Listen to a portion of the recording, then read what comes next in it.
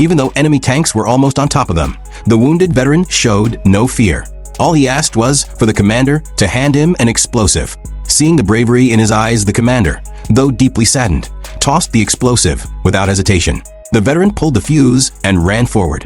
A loud explosion shook the ground, blowing up the enemy tank instantly. But not all the American soldiers inside were dead. One tried to crawl out. The furious commander pulled out his knife and rushed over.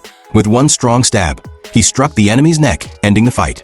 The commander and his men fought hard to push the Americans back down the hill. In the end, only 4 soldiers were left. The commander knew the enemy would attack again before nightfall, and with just 4 men, they couldn't hold the line.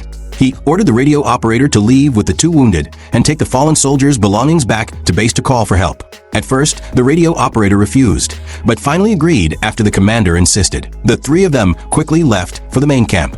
Alone, the commander gathered all the remaining ammo, ready to fight to the death.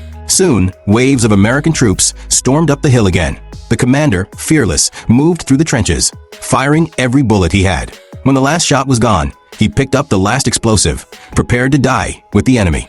Just as the Americans were about to take over, sudden gunfire rained from the hillside. The commander looked up. It was one of the wounded soldiers. He had told the others to keep going for help and return to fight.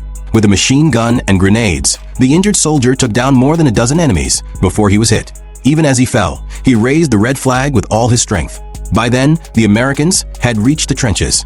Facing a wall of enemy guns, the wounded soldier stood tall, unafraid. Just as the enemy fired, the commander lit the final explosive and charged. In the blast, he took down many. Even the enemy couldn't help but be amazed.